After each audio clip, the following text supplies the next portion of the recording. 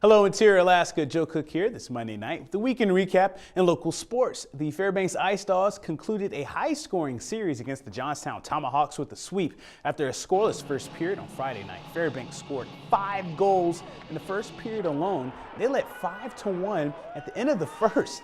Johnstown, they showed some fight, outscoring the Ice Dogs 4-2 in the second and third periods. But the damage was done. Reggie Lutz got the Ice Dogs started with a shorthanded goal in the opening period. Todd Burgess, he added 4 points and a 7-5 win on Halloween. Fairbanks outscored the Tomahawks 15-8 in the series. Lutz out of Elk River, Minnesota, got his first 2-goal game of the year, and he's loving Fairbanks.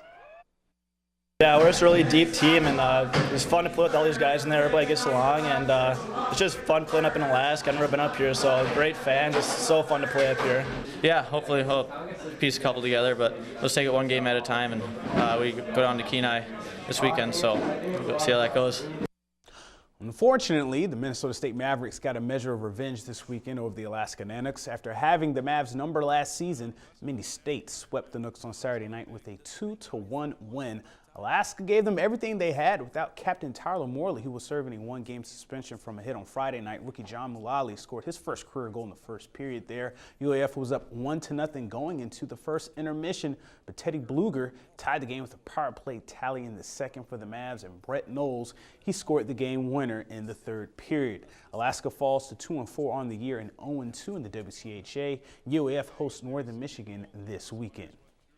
We're finally starting to see the potential of the Nanook volleyball program. On Saturday, they roared back for a 5-set victory over St. Martin's. Lots of numbers to break down here. Down 0-2, Alaska took the final 3 sets, 25-20, 25-12, 15-13. Miranda Greaser tied the program record for most aces in a match with 8 to go along with 37 assists.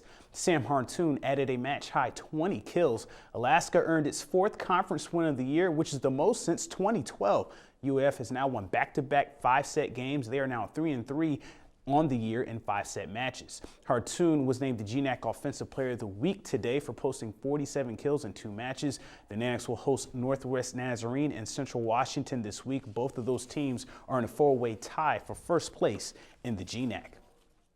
At the end of the Region 6 Swim and Dive Championships, both West Valley teams were on top of the podium. The dynasty continues. The Wolfpack sweep the region titles. The boys team, they won their 7th straight with 144 points. The girls team, they won their 8th straight title with 123 points. Maybe the surprise team was the Hutchinson Hawks, who are the Region 6 runner-ups. Elsie Evershed won 2 events, and Noah Palmer won the 200 IM for the Hawks.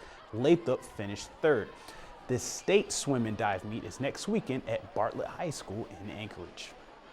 And it's all over. The Kansas City Royals are the 2015 World Series champions. The KC may stand for killer comeback because the Royals rallied as we've seen them do so many times this postseason. Up 2-0, Mets ace Matt Harvey was hot until the 9th. He begged to stay in, but he put the game-tying run on base. Eric Hosmer, he doubles and scores Lorenzo Cain.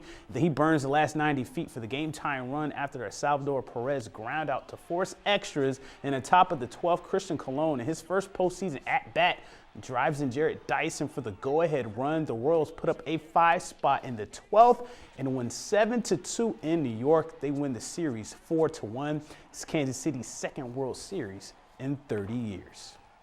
Now let's close out the Sportscast with this week's I-5 Interior Top 5 Plays. Starting off at number 5, UAF's men's hoops. Newcomer Neil Chavez finds returner Isaac Ladinez with a nice no-look pass for a bucket in last Friday night's blue-gold game. At number 4, check this out. Kiana King of Monroe scores a point falling down at the net, but finds a spot in the Galena defense as the Rams sweep the Hawks on senior night on Thursday. Number 3, Tristan O'Donohue of the West Valley swim team wins the 100 backstroke in 54 seconds, helping lead the Wolfpack to another Region 6 title sweep on Saturday. At number 2, Adam Clevin sets up Caden Cahill with the beautiful full rink pass from his own zone as Cahill comes out of the sin bin for a score on Friday night's 8-3 blowout of the Johnstown Tomahawks. At number 1, this series could have had its own I-5. Reiner Gorowski falls and scores against the Tomahawks in a 5-goal first period for Fairbanks. Logan Coombs with the dime, and Gorowski does the rest on his backside. Fairbanks sweeps Johnstown with a 7-5 win on Saturday. To vote for the play of the week, click on your favorite play on the I-5 poll on webcenter11.com. You can also comment on the KTVF Facebook and YouTube post and at KTVF11 Sports on Twitter for your vote. The play of the week will be revealed this Friday. The I-5 Sports Report is brought to you by Adient Orthopedic Physical Therapy. And that'll do it for sports tonight. Thanks for watching. Mike Schultz is next with your full weather forecast, and we'll catch you next time.